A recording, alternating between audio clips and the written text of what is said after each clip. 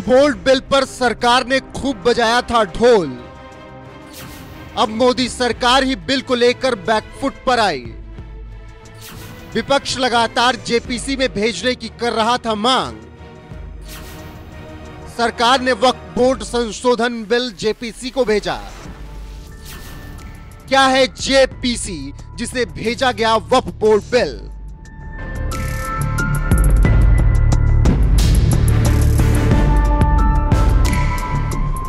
वक्फ board कानूनों में संशोधन को लेकर पिछले कई दिनों से जोरदार चर्चा हो रही थी। सदन से लेकर सड़कों तक खूब माहौल बनाया गया कि मोदी सरकार वक्फ बोर्ड कानूनों में बड़ा बदलाव करने वाली है। ऐसी तमाम चर्चाओं के बीच 8 अगस्त को मोदी सरकार ने आखिरकार वक्फ बोर्ड में संशोधन से जुड़ा बिल सदन में पेश कर ही दिया, जिस पर सदन में जोरदार बहस छिड़ी और विपक्ष की मांग के बाद मोदी सरकार ने वक्फ बिल को जेपीसी को भेज दिया। आज हम इतना खुले दिल से कह रहे हैं कि आपने रिक्वेस्ट किया, सारा सदन सबने कहा कि इस बिल पे और भी चर्चा होना चाहिए, स्क्रूटनी होना चाहिए। क्यों नहीं? हम इसके लिए भागने वाला नहीं है, क्योंकि इसमें हमारा मनसा साफ है, हमारा कदम साफ है। किस चीज से डरना है? किसी भी कमेटी में जाके इसको स्क्रूटनी करना है, हम स्वागत करते हैं सर, इसमें पीछे हटने का सवाल नहीं है। जब हम छुप के कोई गलत काम करता है तब भागते हैं, हम भागने वाला नहीं है।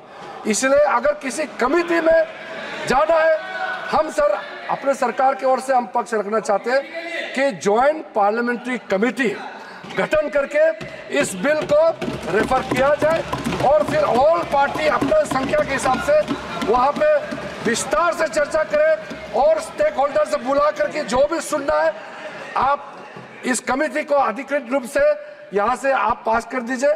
और भविष्य में हम खुले मन से इस तरह का आपका सजेशन हम जरूर सुनेंगे, लेकिन देश के लिए जो सही है हम जरूर करेंगे। वक्फ बोर्ड के कानून में संशोधन से जुड़े बिल का जबरदस्त विरोध करते हुए विपक्ष ने इसे जेपीसी में भेजने की मांग की तो सरकार भी तुरंत राजी हो गई और इस संशोधन बिल को जेपीसी में भेजने में जरा भी देरी नहीं लगाई। ऐसे में सबसे बड़ा सवाल यह है कि क्या है जेपीसी, कौन होता है सदस्य, कैसे होता है फैसला?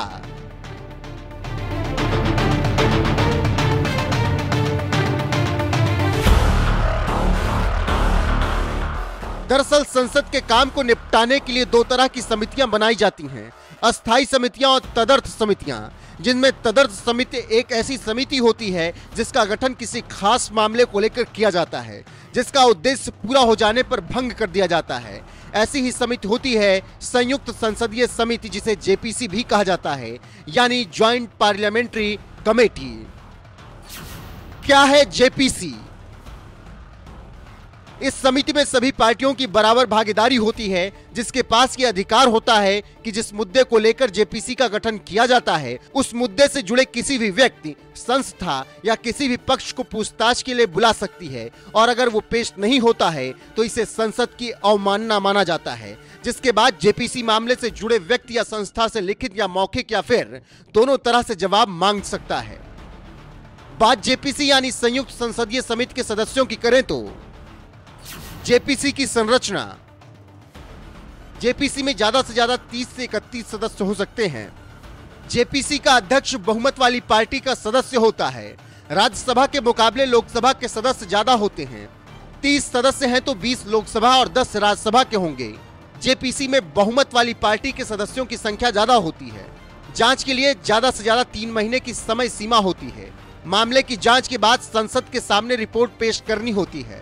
संसद में रिपोर्ट पेश होने के बाद जेपीसी का अस्तित्व खत्म हो जाता है। देश के संसदीय इतिहास में अब तक अलग अलग मामलों को लेकर कुल 8 बार जेपीसी का गठन किया जा चुका है, जबकि साल 2014 में मोदी सरकार के सत्ता में आने के बाद पहली बार साल 2015 में भूमि अधिग्रहण पुनर्वास बिल को लेकर जेपीसी का गठन किया गया था।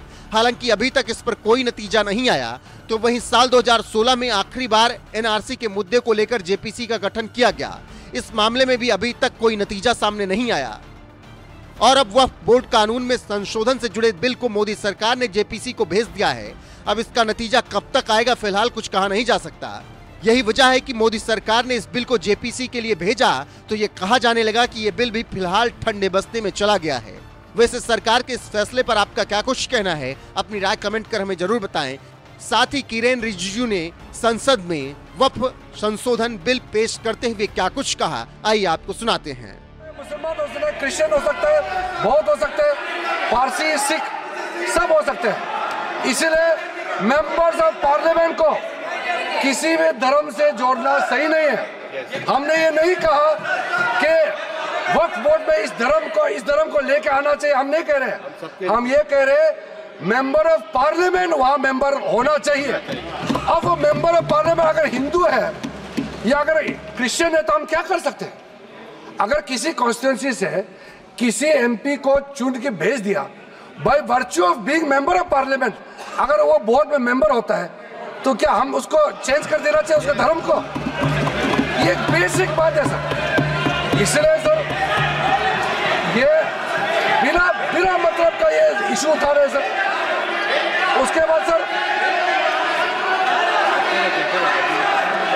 अब मैं सर एक इंपॉर्टेंट बात बताना चाहता हूं। वक्त बोर्ड को अच्छा से चलाने के लिए वहां टैलेंटेड लोग चाहिए, जानकारी लोग चाहिए। ऐसे किसी को आप उठा करके किसी वक्त में मेंबर नहीं बना सकते हैं सर। इसके लिए जो रिकमेंडेशन हमको मिला है, हर कमिटी और जो जेपीसी से भी रिकमेंडेशन मिला है, मैं उसी को बता रहा हूं। Diversified talent pool, administrative skill वाला जिसका अच्छा नॉलेज है, ऐसे लोगों को हम लोग बोर्ड में लाना चाहिए।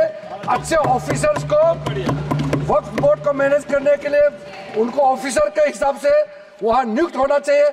ये सब बातें हमने रखा है। ये सारा आपका रिकमेंडेशन है। हम बार बार आपको बता रहे हैं, याद दिला रहे हैं, आपका रिकमेंडेशन है, इंप्लीमेंट हम कर रहे हैं, आपको समझ में नहीं आ रहा है।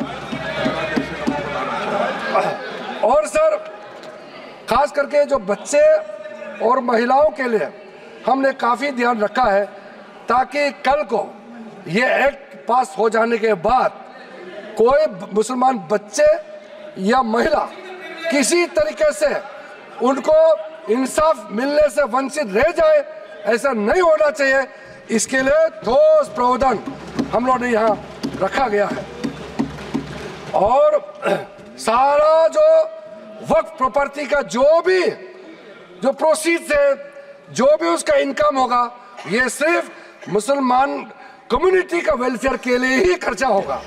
और हम चाहते हैं जब मुसलमान समुदाय को हम लाभ पहुंचाना चाहता है तो हम खास करके गरीब मुसलमान महिलाओं के लिए जो बैकवर्ड है उनके लिए हम कह रहे हैं, आप लोग का हाथ छोड़ेंगे तो आप लोग तो कभी भी इनको कोई मदद देने वाला नहीं है इतने सालों तक। इसलिए हमको ये प्रावधान करना पड़ रहा है।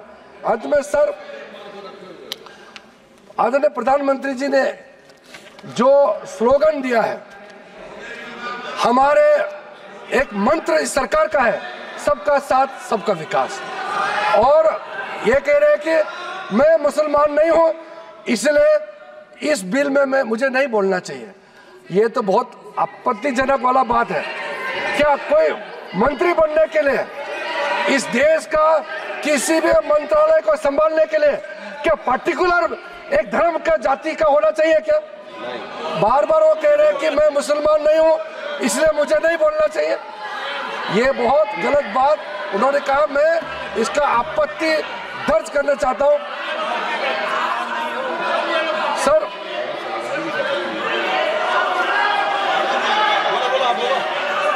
बोलना। इसलिए सर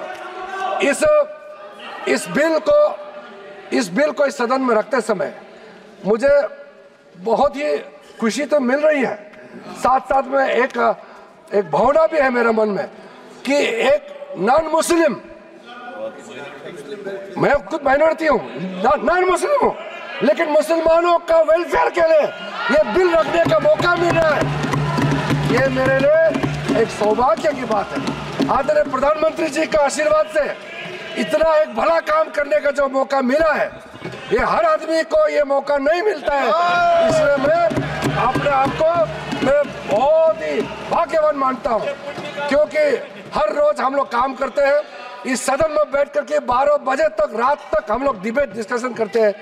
कभी कभी ऐसा मौका मिलता है जो सदियों तक याद रखेगा कि ऐसा काम किसी सरकार को, किसी मंत्री को बात रखने का मौका मिलता है। सर, मेरे पास और भी पॉइंट बहुत है, लेकिन जैसे हमारे कांग्रेस के साथियों ने और कई लोगों ने भी रिक्वेस्ट किया है, मैं मानता हूं कि जो प्रमुख रूप से जो मुद्दा, जो ऑब्जेक्शन रेज किया गया, उसका हमने रिप्लाई कर दिया गया है। और बिल में जितना भी प्रावधान, जितना सेक्शन हमने या डिलीशन किया, एडिशन किया या अमेंड किया, सारे के सारे प्रावधान को हम उचित समय पर और विस्तार से आपके सामने में रखूंगा। ये मेरा आखिरी भाषण नहीं है, इसलिए आप लोगों ने इतना आपत्ति आप लोगों ने दर्ज किया, लेकिन मैंने उसका सिर्फ 50% ही रिप्लाई किया है। अभी 50% और भी जवाब देना बाकी है, लेकिन आदरणीय अध्यक्ष महोदय जी का परमिशन से आज आप लोगों को भी इतना सवाल उठाने का मौका दिया, इतना और ज्ञान मुझे भी आपके जितना भी आशंकाएं हैं दूर करने का मौका दिया। अध्यक्ष महोदय जी, इसी शब्दों के साथ मैं आपसे अनुमति चाहता हूं कि इस बिल को मैं इस सदन में इंट्रोडक्शन के रूप में पेश करूं।